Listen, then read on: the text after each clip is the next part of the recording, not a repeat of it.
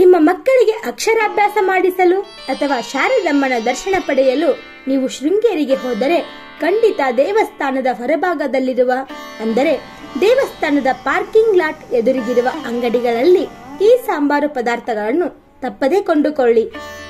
ಇಲ್ಲಿನ ಅಂಗಡಿಗಳಲ್ಲಿ ಕಡಿಮೆ ಬೆಲೆಗೆ ಉತ್ತಮ ಗುಣಮಟ್ಟದ ಪದಾರ್ಥಗಳು ನಿಮಗೆ ಸಿಗುತ್ತವೆ.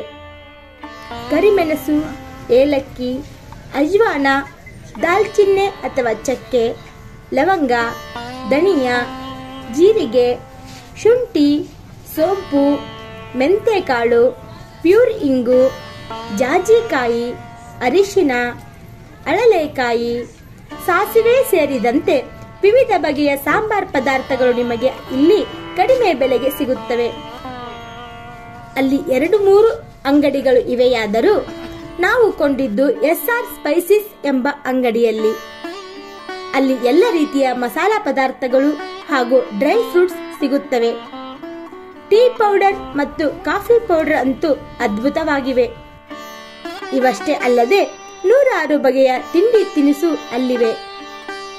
ನೀವು ಶೃಂಗೇರಿ ಕಡೆ ಹೋದಾಗ ಈ ಅಂಗಡಿಗಳಿಗೊಮ್ಮೆ ಭೇಟಿ ಕೊಡಿ. ನಮಸ್ಕಾರ. ಚಿಕ್ಕ ಚೊಕ್ಕ ಮಾಹಿತಿಗಾಗಿ ನಮ್ಮ ಚಾನೆಲ್ ಸಬ್ಸ್ಕ್ರೈಬ್ ಮಾಡಿ.